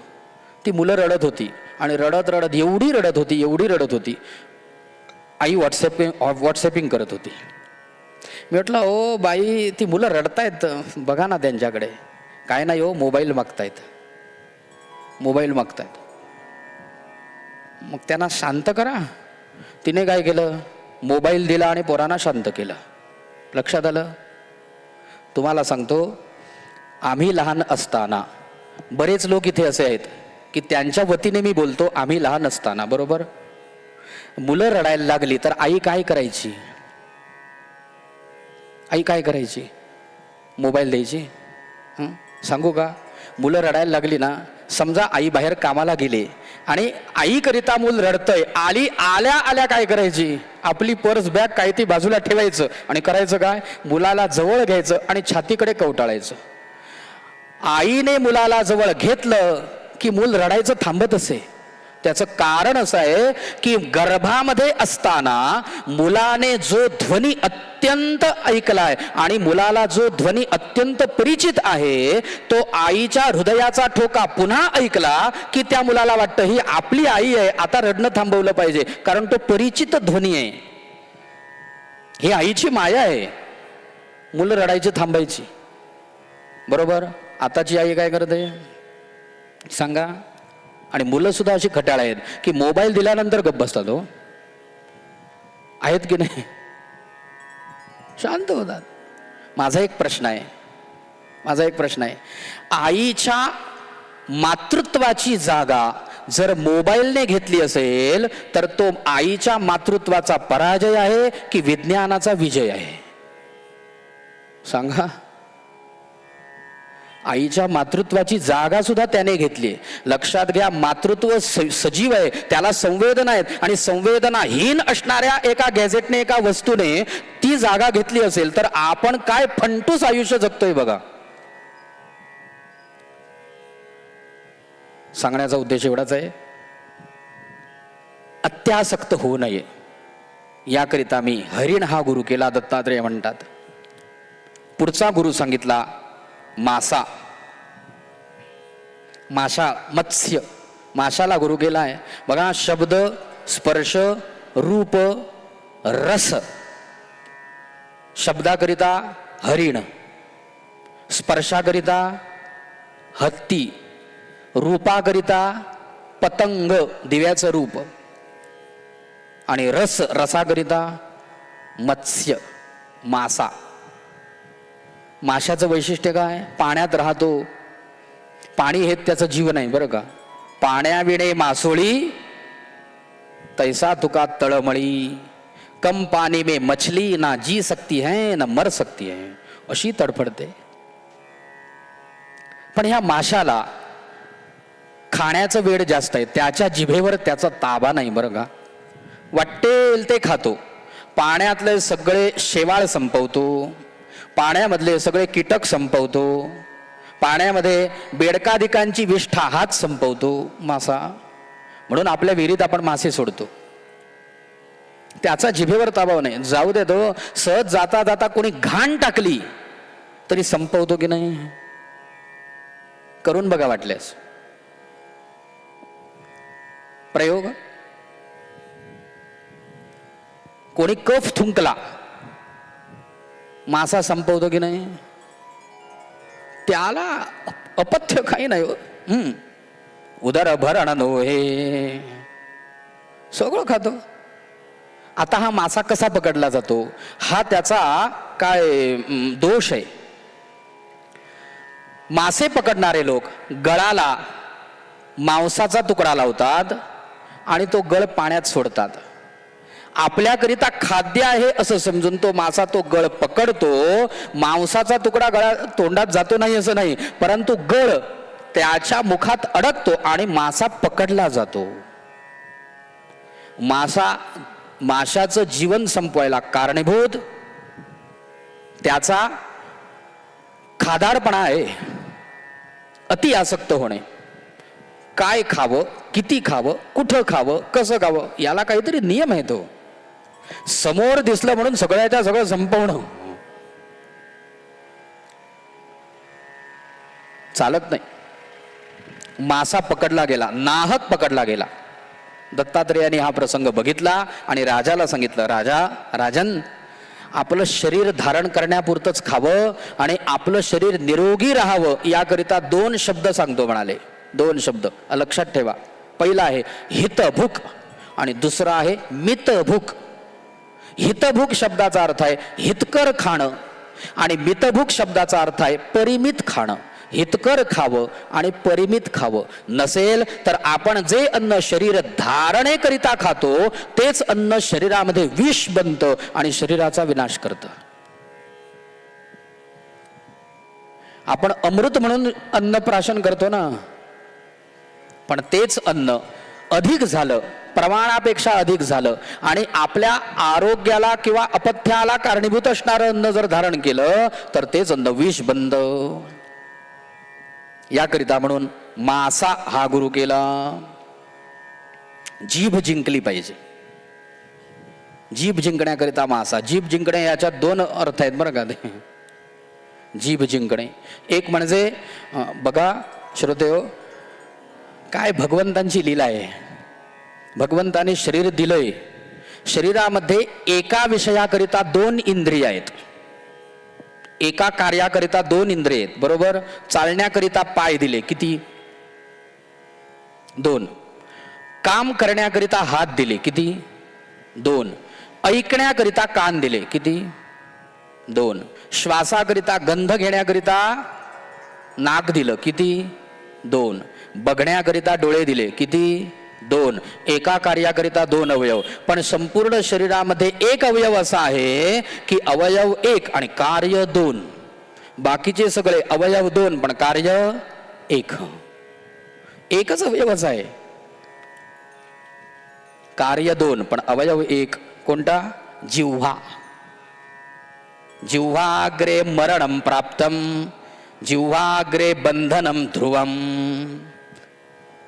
आपलं मरण आपल्या जिभेवरतीच अवलंबून आहे, आपलं जगणं आपल्या जिभेवरतीच अवलंबून आहे, आपलं बंधन आपल्या जिभेवरतीच अवलंबून आहे आणि आपलं मुक्त होणं आपल्या जिभेवरतीच अवलंबून आहे. चाणक्यांच्या जीवनात त्यांचं चरित्र एकदा वाचा. चाणक्य, कौटिल्याने 12 वर्षात 3 विषयात PhD केले बरं का. कौटिल्य भारतीय होता, मगध प्रांतामधला. चणक नावाच्या आचार्यांचा पुत्र होता म्हणून त्याचं नाव चाणक्य. त्याचं पाळण्यातलं नाव आहे विष्णू. तिकडच्या भागामध्ये गुप्त असं लावण्याची पद्धत आहे, गुप्ता, त्यामुळे त्याचं नाव विष्णुगुप्त. आणि तो तक्षशिलेला शिकण्याकरिता गेला. माहिती असेल सगळ्यांना का गेला वगैरे वगैरे वगैरे. तक्षशिलेला 12 वर्ष शिकला हा मुलगा, 12 वर्ष शिकला. 3 विषयामध्ये डॉक्टरेट केली त्याने 12 वर्षात. त्यातील पहिला होता आयुर्वेद. आयुर्वेदामधला आचार्य येतो बरं का. मग त्याने अर्थशास्त्र हा विषय घेतला आणि अर्थशास्त्रावरती पुस्तक रचलं वगैरे वगैरे वगैरे. राज्यशास्त्र, अर्थशास्त्र प्रचंड अभ्यास केलाय त्याने. त्याच्या व्याख्या अभ्यासण्याजोग्या आहेत. असो, त्याच्या चरित्रामध्ये ज्यावेळेस त्याचा इंटरव्ह्यू घेतला गेला त्यावेळी त्याला प्रश्न विचारला आहे, तू 3 विषयामध्ये डॉक्टरेट केलीस ना, आता प्रश्नाचं उत्तर दे. रोगांचं उत्पत्ती स्थान कोणतं, असा त्याला प्रश्न विचारलाय. आणि ग्रंथामध्ये दिलेला आहे. चरक इत्यादी लोक म्हणतात की रोगांचं उत्पत्ती स्थान आहे पोट. बरं का, पोटात रोग निर्माण होतात. चाणक्य म्हणाला ग्रंथामध्ये रोगांचं उत्पत्ती स्थान पोट असं सांगितलेलं आहे, पण तुम्ही मला जर माझं व्यक्तिगत मत विचारत असाल तर रोगांचं उत्पत्ती स्थान जिव्हा हे आहे, जीभ. चाणक्याने आपल्या नीतीमध्ये सुंदर श्लोक रचलेत. चाणक्य नीती हा सुद्धा अभ्यासण्यासारखा विषय. जिव्हा का? कारण जिभेवर ताबा ठेवला तर श्रोते पोटाला भूक नसतेच, पोटाला मिळालेलं अन्न पचवणे एवढाच विषय आहे पोटाचा. जिभेला रसांची आवश्यकता ही जिभेला असते, रस चाखण्याची. त्यामुळे जिव्हा जिंकणे, जीभ जिंकणे याकरिता म्हणून मी माशाला गुरु केला. मासा हा माझा गुरु आहे. पुढचा गुरु सांगितला पिंगला. पिंगला नावाची एक वेश्या, ती गुरु केली बरं का. पिंगला वेश्येला गुरु केलं. का बरं? तर पिंगला नावाची एक वेश्या होती. वेश्या म्हणजे शरीर विक्रय करणारी, आपल्या शरीराचा विक्रय करणारी. तिच्या तारुण्याच्या काळात तिला पुष्कळ आनंद मिळाला. व्यवसाय तिचा जोमात चालत होता. पण जशी जशी ती वृद्ध झाली, म्हातारी झाली, तसा तसा हळूहळू व्यवसाय कमी व्हायला लागला. एक दिवस सा स्वैरिण्येकदा कांतम, सा स्वैरिणी असा शब्द वापरला. ती स्वैरिणी एकदा कांतम संकेत उपनेष्यती. एकदा रात्रीच्या वेळेस आपल्या घराच्या बाहेर उभी आहे आणि येणाऱ्या जाणाऱ्या परपुरुषांना आपल्या नेत्रकटाक्षाने भुलवण्याचा प्रयत्न करते. मेकअप वगैरे करून आली होती आणि ती कटाक्षाने भुलवत होती. एक पुरुष आला, तिच्याकडे बघितलं, निघून गेला. दुसरा आला, पाहिलं, चौकशी केली, निघून गेला. तिला आशा वाटायला लागली कोणीतरी माझ्याकडे येईल आणि मला पैसा देईल आणि आपल्याकरिता सुख भोगून निघून जाईल, पण मला पैसा मिळेल. अशा आशेने ती प्रत्येक पुरुषाकडे बघत होती. असं करता करता करता करता मध्यरात्र आली. पुरुष बरेच आले पण हिच्याकडे बघायला कुणीही तयार नाही. असं करता करता आगतेषु अपयातेषु आगतेषु अपयातेषु आले आणि निघून गेले. असं करता करता संकेतोपजीविनी आणि अप्यन्यो वित्तवान कोपी माम उपेष्यति भूरिदा. आता असा एक कोणीतरी पुरुष येईल की मला पुष्कळ भूरिदा पुष्कळ द्रव्य देईल म्हणून आशेने उभी राहिली. पुरुष आले, निघून गेले. असा एक काळ आला की बराच वेळ झाला कोणीही पुरुष आलाच नाही. हळूहळू मध्यरात्र संपली आणि उत्तर रात्र सुरू झाली. श्रोते, एक प्रश्न विचारतो. धंदा चालायचा बंद झाला, कोणताही व्यवसाय बंद झाला की माणसाच्या मुखातून सहज शब्द येतात ना, देवा काम होत नाही रे, आता गिराईक येत नाहीत, असं होतं की नाही? देवा गिराईक यायची बंद झाली, असं होत असेल. मानसिकता आहे माणसाची.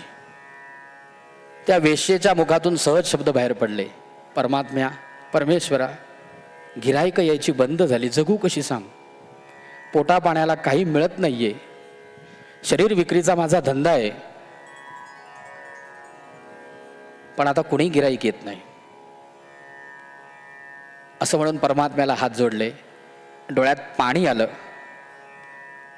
आणि एवढ्यात तिच्या डोक्यात लख्ख प्रकाश पडला. अरे, मी ज्यांची अभिलाषा करत होते हे सगळे पुरुष आहेत आणि ज्याला मी आत्ता हाक मारली तो परमपुरुष आहे, पुरुषोत्तम आहे, त्यालाच बोलवूया ना आपण. तिच्या मनात असा विचार आला की ह्या सगळ्या लोकांना जो धन देतो तो धन देणारा त्यालाच जर आपण बोलावलं तर तो का नाही आपल्याला सुख देणार? असा तिच्या डोक्यात लख्ख प्रकाश पडला आणि डोळ्यात पाणी आलं. पळत पळत पळत पळत आपल्या देवघरात गेली. तिथं गोपाल कृष्णांची मूर्ती होती. ही सगळी गोष्ट दत्तात्रेय बघतायत बरं का. ते घेऊन गेले होते कॅमेरा शूट करायला. ती काय काय करते. तिच्या देवखोलीमध्ये मंदिरामध्ये कृष्णांची मूर्ती होती आणि संतम समीपे रमणम रतिप्रदम वित्तप्रदम नित्यमिमं विहाय अकामदम दुःख भयाधिशोक मोहप्रदम तुच्छमहं भजे ज्ञा. श्रोतेहो, पिंगलेकडून जर काही शिकायचं असेल तर पहिली गोष्ट ही आहे, ती म्हणजे आपलं दुःख आहे ना, हे उगाच जगाला सांगत बसू नये. आम्ही आमची दुःख जगाला सांगत बसतो. आपल्याला असं वाटतं की आपलं दुःख याने ऐकून घेतलं तर माझं दुःख कमी होईल असं आपल्याला वाटतं की नाही? जगाला सांगत बसतो. पण श्रोतेहो, लक्षात घ्या, आपलं दुःख ऐकून घेण्यासाठी जग पडलेलं नाहीये. जगामध्ये सगळेच लोक असे नसतात की जे आपल्याकरिता झटतील, आपल्याकरिता काहीतरी करतील. तो चातक नावाचा एक पक्षी होता आहे. त्याचं वैशिष्ट्य काय? तो पावसाचे पडणारे जे थेंब असतात ना तेवढेच प्राशन करतो आणि आपली तहान भागवतो. बरं, त्या चातकाला तहान लागते बरं का, तृष्णा. म्हणून चातकाची तृष्णा प्रसिद्ध आहे. त्याला तहान लागते, पण तो भलतं सलतं पाणी पित नाही, डबक्यातलं बघत सुद्धा नाही. या जगात स्वच्छ पाणी पिणारे दोन पक्षी आहेत. स्वच्छ पाणी पिणारे, एक म्हणजे राजहंस, तो कायम स्वच्छ पाणीच पितो. त्याला अजिबात घाण चालत नाही, अजिबात मळ चालत नाही, एवढं स्वच्छ. म्हणून राजहंस मानस सरोवरामध्ये राहतात म्हणे. आता तिकडचेही बंद झाले, आता नाही राजहंस दिसत, पण त्यांचं क्षेत्र आहे, तिकडे राहतात. कारण मानस सरोवराचं पाणी कधीही गढूळ होत नाही, कायम स्वच्छ असतं. आणि हा एक चातक नावाचा पक्षी. एकदा काय झालं की आकाशामध्ये मेघ आले आणि तो चातक पक्षी पाणी पिण्याकरिता म्हणून आपली चोच वर करून आकाशातील ढगांकडे बघत राहिला. त्याचं वैशिष्ट्य असं आहे त्या चातक पक्षाचं की तो 6-7 महिने उपाशी राहतो, तहानेलेला राहतो. पण जे पाणी पितो हे पडणाऱ्या पावसाचंच पितो आणि त्याची तहान भागते. 4-8 थेंब पाणी पिलं ना की त्याची तहान भागते. त्याला जास्त पाणी लागत नाही, तेवढंच पाणी पुरतं वर्षभराकरिता. पण जे पिणार ते मात्र तेच. आषाढ महिना आला, आकाशामध्ये मेघ आले आणि तो चोच वरती करून बसलेला आहे.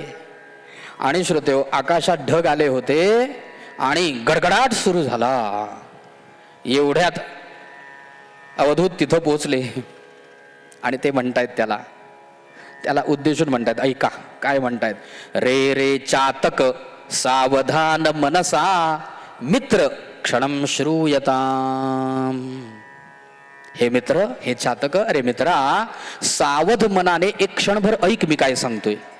रे रे चातक सावधान मनसा मित्र क्षणम श्रूयताम. अजिबात झोपू नको, ऐक, असं ते म्हणतायत बरं का चातकाला.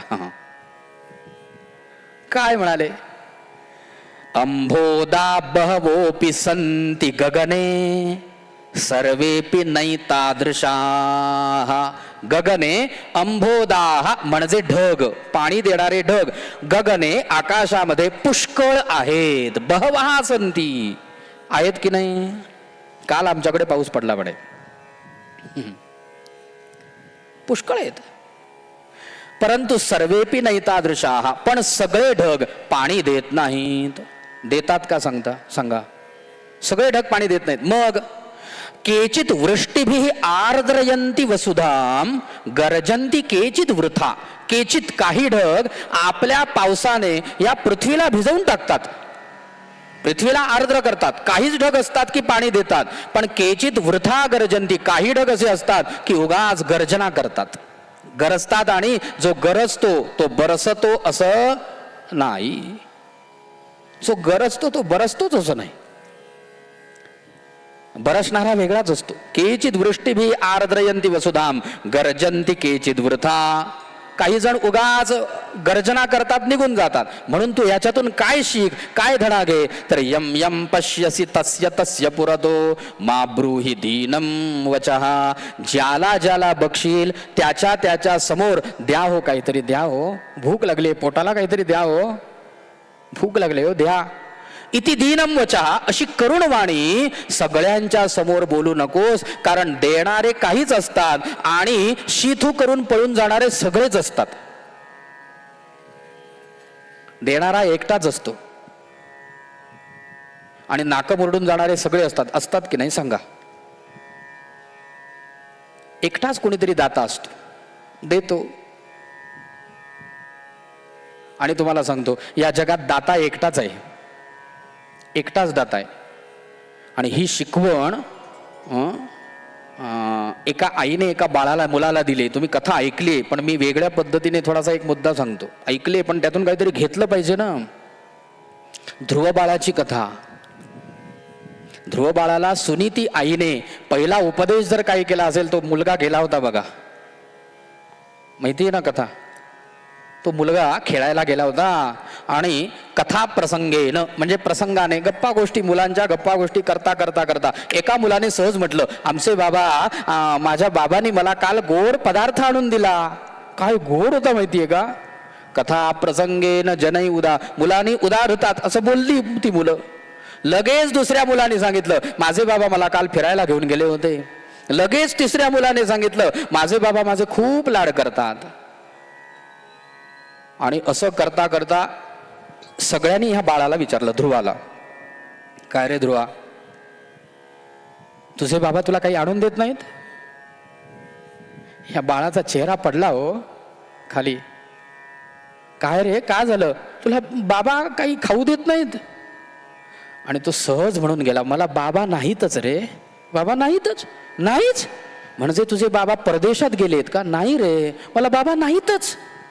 मग तुझे बाबा वारले का, मृत हवा, मेले, गेले.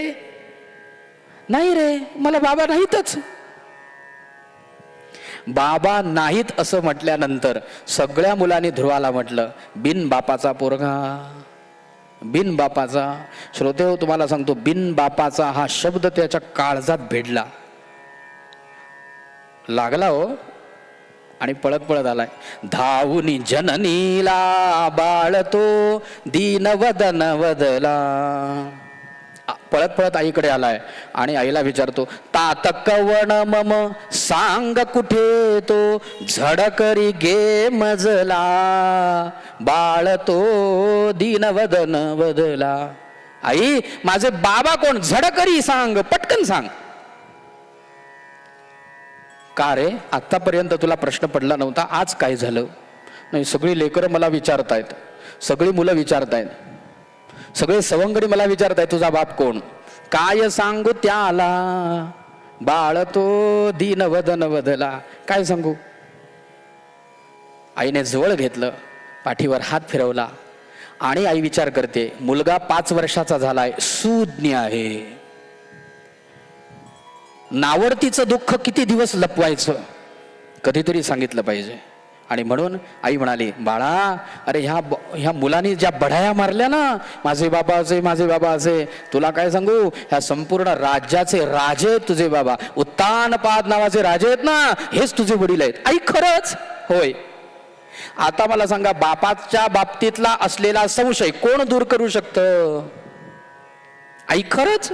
होय. गेला पळत पळत पळत पळत पळत पळत. आई, जाऊ का बाबांकडे? जा ना, जवळ घेतील, घेतील, दयाळू आहेत, घेतील, जा. पळत पळत गेला. तिथं झालेला प्रसंग तुम्हाला सगळ्यांना माहिती आहे.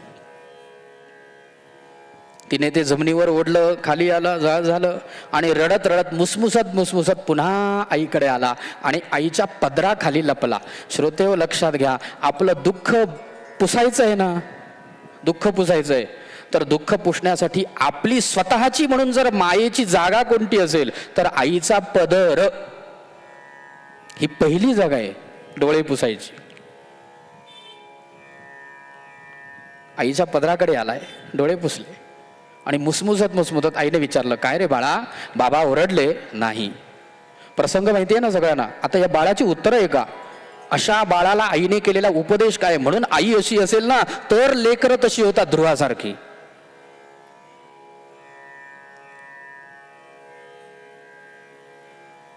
बाबा ओरडले का? नाही. ती दुसरी आई ओरडली का? नाही.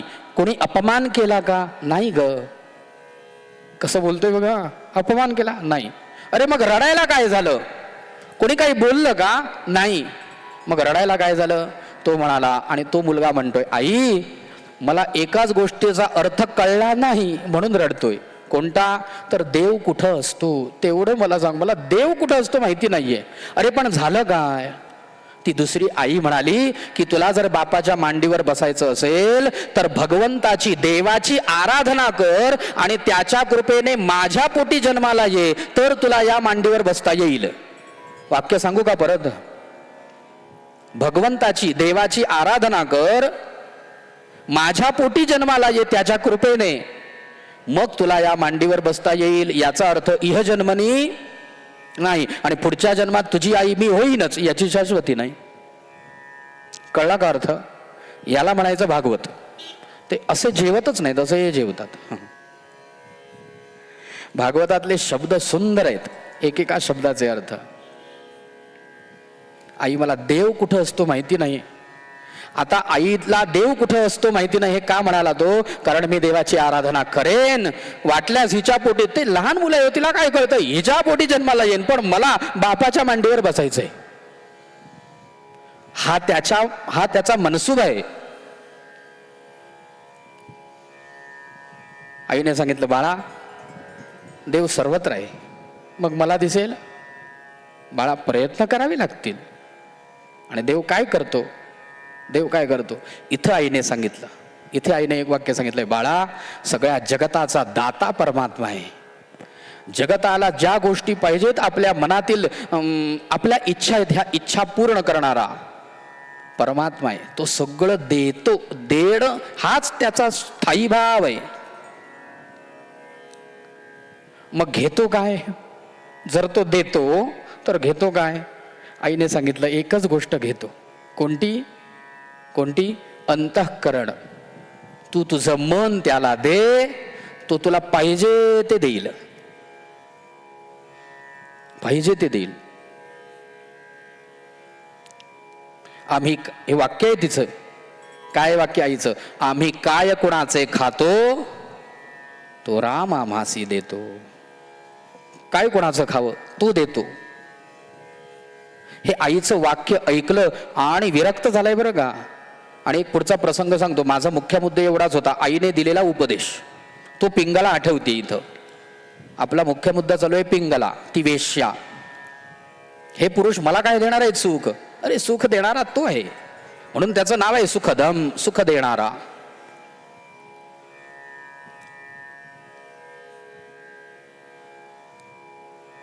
आईले त्याला दही भात भरवला बाळाला, आणि गोष्टी सांगता सांगता सांगता सांगता आई झोपली. बऱ्याच वेळी असं असतं बघा, गोष्टी सांगता सांगता आई बाप झोपतात, हे पोटात जागी असतात. आणि मग पराक्रम नाही, उपद्व्याप. काय काय उपद्व्याप करतील पोरं, आता पुढे येणार आहे.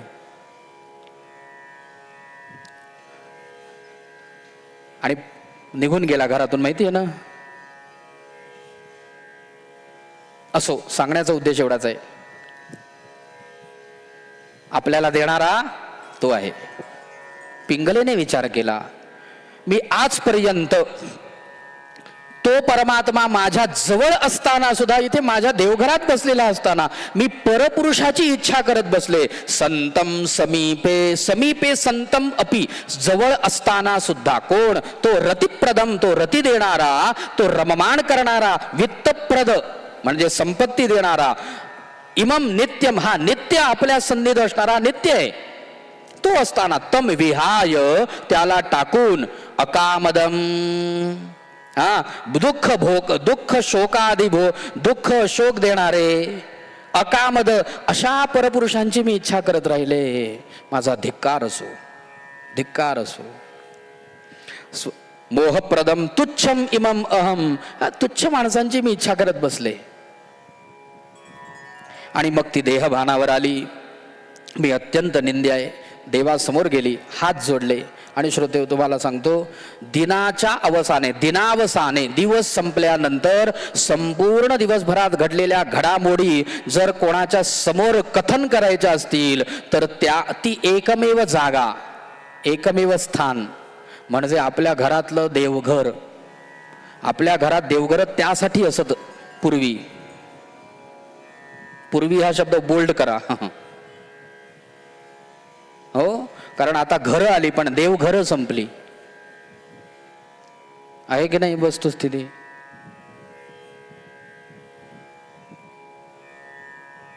तिथं जावा. आपल्याकडे पर्वचा म्हटली जात. पर्वचा शब्द ऐकलाय का? परवाचा शब्द आहे तो, पण पर्वचा म्हटली जात असे, बरोबर. लहान मुलांना आजी आजोबा असतील तर आजी आजोबा, ते नसतील तर बाबा, ते नसतील तर आई, कोणीतरी असे जवळ घेऊन बसवायचे आणि म्हणायचे, म्हण वक्रतुंड. आठवते का बघा जुने दिवस? मग तो म्हणायचा वक्रतुंड. बरं, तो खट्याळपणा करत करत करत वक्रतुंड महाकाय अशी ती शिकवली जात असे. पर्वचा आता शिकवली जाते. आता हे पर्वचा संपली. मग त्यात पाढे असायचे, ती पावकी निमकी ती असायची. त्यानंतर बाराखडी असायची. त्यानंतर वेगवेगळे श्लोक स्तोत्र असतच. शिवाय पंचांगाचं ज्ञान म्हणून प्रतिपदा, द्वितीया, तृतीया, त्यानंतर अश्विनी, भरणी, चैव, कृत्तिका, रोहिणी तथा. त्यानंतर मग नक्षत्र झाले की योग, विष्कंभ, प्रीतिरायुष्मान, सौभाग्य, असं होतं ना. तुम्हाला सांगतो, आत्ताची परिस्थिती, शुभं करोती कोणाला शुद्ध येणार नाही. इथं बसून सांगतो मी तुम्हाला, शुभं करोती हा श्लोक कोणाला शुद्ध येईल असं मला वाटत नाही. तुम्ही म्हणाला आता शेवटचा दिवस आहे म्हणून आमच्यावर आरोप करून जाताय की काय, असं म्हणाल तुम्ही. तर असं म्हणण्यापेक्षा अगोदर प्रत्येकाने शुभं करोती म्हणून बघा. शुभं करोती कल्याणम आरोग्यम धनसंपदा. तुम्हाला एक सांगतो, रात्रीच्या वेळेस, संध्याकाळच्या वेळी देवासमोर आपण दिवा लावतो. थोडंसं धाडसाने बोलतोय. आपण दिवा लावतो हे वाक्य चुकलं तर क्षमा करा. बदल करू, नाही तर काही जण दिवा लावतात. असतो ना संध्याकाळी देवासमोर, हा देवासमोर दिवा का लावावा, कारण काय, तेल आहे म्हणून, टाइमपास म्हणून, कशाकरिता? तर त्याचं उत्तर आहे का लावावा दिवा. त्याचं उत्तर आहे शत्रुबुद्धी विनाशाय दीपज्योते नमोस्तुते. तुम्ही काय म्हणता मला माहित नाही. शुद्ध म्हणत असाल तर माझं काहीच म्हणणं नाही, पण शत्रुबुद्धी विनाशाय दीपज्योते नमोस्तुते असा श्लोक आहे. कशाकरिता? शत्रुबुद्धी विनाशाय. आता शत्रुबुद्धी या शब्दाचा अर्थ करण्याकरिता त्याचा समास बघावा लागेल. शत्रुबुद्धी शब्दाचा अर्थ काय? समास नावाचा एक काय प्रकरण असतं बरं का. शब्दांचे, भाषेतील शब्दांचे समास सोडवल्याशिवाय अर्थ कळत नाही. समास बऱ्याच प्रकारचे आहेत, त्यापैकी 6 समास मुख्य आहेत. मी ट्युशन घेत नाहीये, पण उजाळा देतोय जुन्या गोष्टीनं. त्यातील एक कोणता? तत्पुरुष समास. आता इथं शत्रुबुद्धी हा जर तत्पुरुष समास केला आणि शत्रूची बुद्धी असा अर्थ केला तर श्रोते हो अनर्थ घडेल. शत्रूच्या बुद्धीचा विनाश करण्यासाठी आमच्या घरात दिवे लावतोय, काय अर्थ आहे का त्याला? त्याच्या घरात जाऊन दिवे लावा. बरं मला सांगा, आपले शत्रू, हितशत्रू, अहितशत्रू हजारो असतील की नाही? एक दिवा लावून त्यांची बुद्धी शुद्ध होईल असं वाटतंय का? एक दिवा लावायचा, बरं त्याच्यात 2 चमचे तेल घालायचं का? 15 मिनिटात संपला पाहिजे. आणि म्हणताना म्हणायचं शत्रुबुद्धी विनाशाय. शक्य आहे का? प्रॅक्टिकली शक्य आहे? मग शत्रुबुद्धी या शब्दात मेघ आहे. शत्रुबुद्धी शब्दाचा अर्थ काय? तो षष्ठी तत्पुरुष करायचा नाही. मग तिथं काय करायचा? तिथं अवधारणा कर्मधारय नावाचा समास करायचा. कर्मधारय म्हणजे शत्रुबुद्धी या शब्दाचा अर्थ शत्रुहु इव बुद्धी, शत्रू सारखी बुद्धी विनाश होण्याकरिता दीपज्योते नमोस्तुते. आता मला सांगा, शत्रू सारखी बुद्धी तुमच्या आमच्यात सगळ्यांमध्ये आहे की नाही? आहे.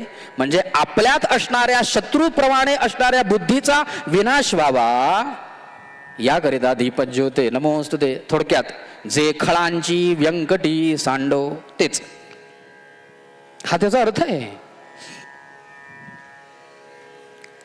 सांगण्याचा उद्देश एवढाच आहे की आपलं मनोगत व्यक्त करण्याकरिता एकमेव स्थान आहे ते म्हणजे आपली देवखोली. म्हणून तिथे पर्वचा म्हटली जाते. आणि सगळी पर्वचा म्हणून झाली की ती स्तोत्र जी म्हटली जातात ना देवाला, त्यावेळेस सांगायचं असतं देवा आज बरेच दोष घडलेत, क्षमा करा, उद्याचा दिवस माझ्या जीवनात चांगला येऊ दे.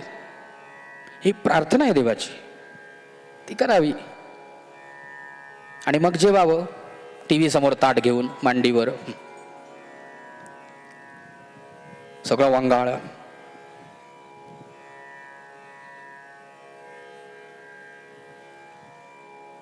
पिंगला देवखोलीत गेली, हात जोडले आणि परमात्म्याला म्हणाले देवा आत्तापर्यंत ही बुद्धी का आली नाही, आजच का आली? आत्तापर्यंत एवढं का नाही कळलं? परमात्म्या आतापासून नाही, बंद. आतापासून जर माझा पुरुष म्हणून जर कोण असेल, माझा म्हणून जर कोण असेल तर माझ्या जीवनात आता तूच आहेस. मला सगळं सुख द्रव्य देणारा तूच आहेस. तूच काय असेल ते दे.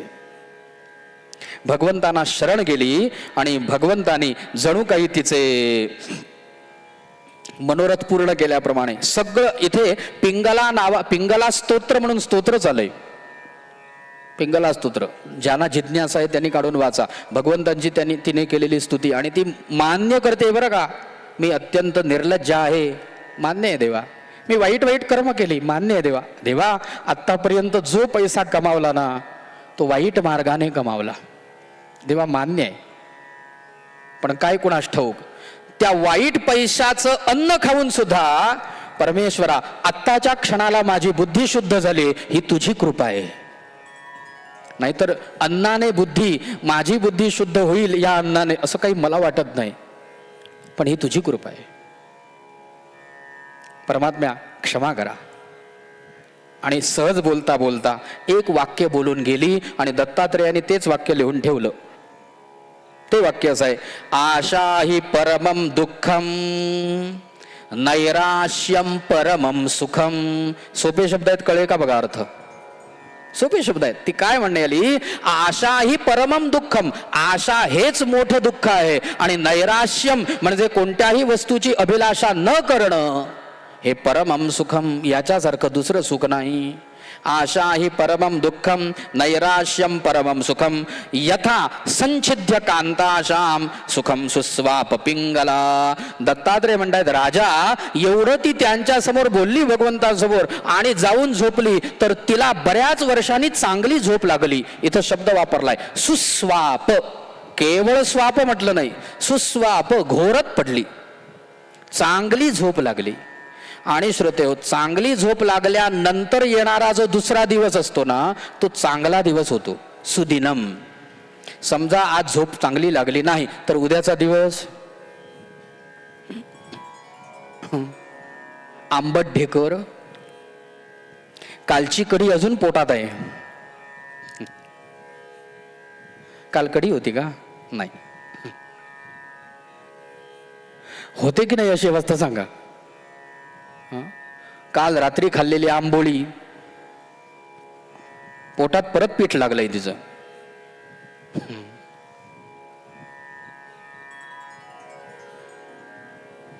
हा आंबोळी पदार्थ कोणी शोधला?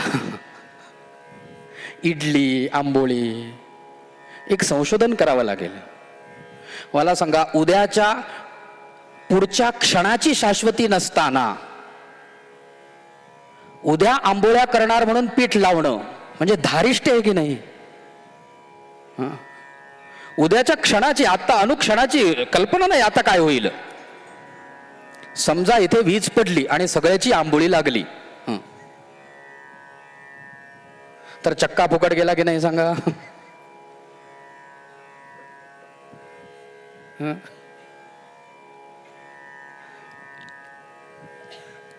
क्षमा असावी.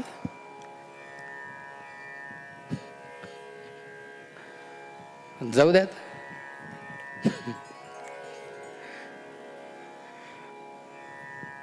पिंगला म्हणते, भगवान म्हणतायत दत्तात्रेय यदुराजाला, आशा ही परमम दुःखम नैराश्यम परमम सुखम. तुकाराम महाराज म्हणाले, आशा हे समूळ खणून काढावी, आशा ठेवायची नाही. आशा वाईट आहे. आपल्याला दुसऱ्याची वस्तू बघितल्यानंतर सुद्धा अभिलाषा निर्माण होते, मला मिळायला पाहिजे होती. होते की नाही? दुःख आहे. दुःखाचं कारण ते आहे आशा. म्हणून तुकाराम महाराज म्हणतात, आशा समूळ खणून काढावी, आशा मारुती या जयवंत व्हावे, तेव्हाची निघावे सर्वातुनी. आशा मारुनी या जयवंत व्हावे. माणसाला जर विजयी व्हायचं असेल, कोणावर तरी कोणाचा तरी विनाश करून विजयी व्हायचं असेल, तर पहिला विनाश आशेचा करा म्हणाले. आशेचा विनाश करा. आशा ह्या भावनेचा, व्यक्तीचा नाही, आशेचा विनाश करा. आणि आशेचा विनाश केल्यानंतर जे सुख मिळेल ना, ते अंतःसुख असेल, आणि त्या सुखाला सुखम अक्षय्यम अश्नुते. भगवद्गीता काय म्हणते? बाह्यस्पर्शेषु असक्तात्मा. स्पर्श शब्दाचा अर्थ आहे विषय आपल्याला पाहिजे अशी इच्छा, म्हणजे स्पर्श. अमुक लाडू दिसला, मला पाहिजे. त्या लाडवाबरोबर आणखी एक पदार्थ दिसला, मला पाहिजे. अरे कशाला? दुसऱ्याचा चांगला मोबाईल फोन दिसला, अरे वा मला पाहिजे. हे मला पाहिजे असं वाटणं, याला म्हणायचं स्पर्श. बाह्य स्पर्शेसु असक्तात्मा. बाह्य विषय आपल्याला नको असं वाटणारा, विंदती आत्मनीय सुखम, अशा माणसालाच अंतरंगामध्ये परमसुख प्राप्त होतं, आणि ते सुख अक्षय्यम अश्नुते. त्या सुखाला मोजदाद नाही, ते अक्षय्य सुख राहतं. राजा शुकदेव दत्तात्रेय म्हणतायत, यदुराजा आशा करू नकोस. समोर दिसतंय म्हणून सगळंच आपल्यासाठी नसतं. श्रोते, या जगामध्ये ना बऱ्याच गोष्टी अशा असतात की येतात जगासाठी पण मिळतात एकट्यासाठी. सगळ्यांसाठी येतात पण मिळतात एकट्यासाठी ना. बरोबर आहे का? सीता स्वयंवरामध्ये सीतेचं स्वयंवर होतं. स्वयंवरामध्ये देशोदेशीचे 10,000 राजे आले होते.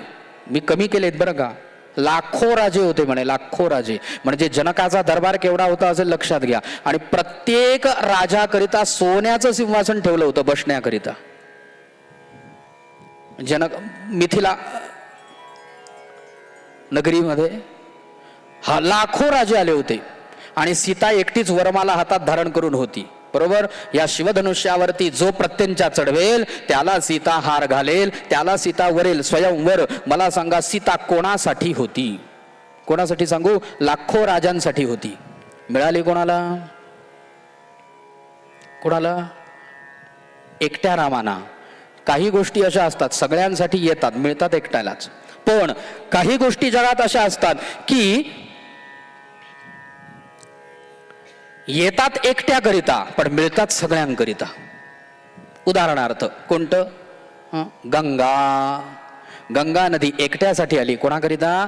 भगीरथाकरिता आली. भगीरथाने प्रयत्न केले ना, भगीरथाने आपलं जीवन संपवलंय तपश्चर्या करून. ती गंगा शेवटी प्रसन्न झालीच. बाबा आता एवढे प्रयत्न करतोयस तर झाली प्रकट. पण तिने ओढ घातली, माझा प्रवाह एवढा आहे की ही पृथ्वीवरती मी जर ह्या प्रवाहाने आले तर पृथ्वी दुभंगेल आणि मी पाताळात जाईन.